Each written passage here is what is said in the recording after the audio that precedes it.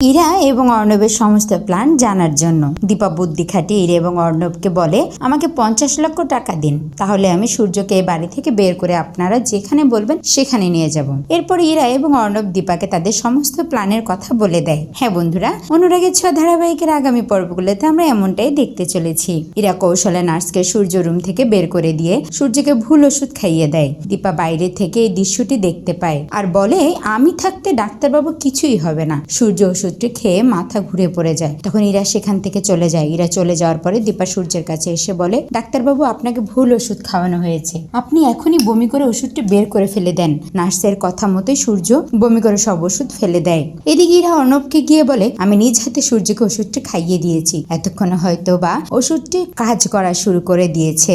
ইরা এবং অর্ণব মহা খুশি হয়ে যায় আর বলে, এইবার আমরা সূর্যকে নিয়ে এখান থেকে চলে যেতে পারবো। একটু পরে দেখা যায় সূর্যের ওষুধে কাজ করছে কিনা তা দেখার জন্য সূর্যের রুমে আসে ইরা। ইরা এসে দেখে সূর্য বমি করে সম্পূর্ণ ওষুধ ফেলে দিয়েছে। ইরা নার্সকে জিজ্ঞেস করে, সূর্যের কি হয়েছে, সূর্য বমি করছে কেন? দীপা বলে, আর নাটক করতে হবে না, আমি সবকিছুই জানি। তোমরা সূর্যকে এই বাড়ি থেকে বের করে নিয়ে যাওয়ার জন্য এসেছো। তখন সেখানে অর্ণব চলে আসে এবং নার্সের উপর অনেক রেগে যায়। তখন দীপা বলে, এত কিছু না করে আসেন, আমরা হাত মিলাই, একমাত্র আমিই পারবো সূর্যকে এই বাড়ি থেকে বের করে অনেক দূরে নিয়ে যেতে। আপনারা যদি আমাকে 50 লক্ষ টাকা দেন তাহলে আমি আপনাদের কাজ করে দিব। ইরা এবং অর্ণব এত চেষ্টা করে সূর্যকে বাড়ি থেকে নিয়ে পালাতে পারেনি। তারা চায় যে করেই হোক সূর্যকে এই বাড়ি থেকে বের করে নিয়ে যাবে। তাই তারা দীপা সত্ত্বে রাজি হয়। এরপর অর্ণব এবং ইরা নার্সকে বিশ্বাস করে তাদের সমস্ত প্ল্যানের কথা বলে দেয়। তো বন্ধুরা, অনুরাগের ছোঁয়া আগামী পর্বগুলিতে যদি এমনটাই হয় সেটা দেখতে তোমাদের কেমন লাগবে কমেন্ট করে জানিয়ে দাও। আর অনুরাগের ছোঁয়া ধারাবাহিকের অ্যাডভান্স আপডেট সবার আগে পেতে চ্যানেলটি সাবস্ক্রাইব করে চ্যানেলটির সাথেই থাকো।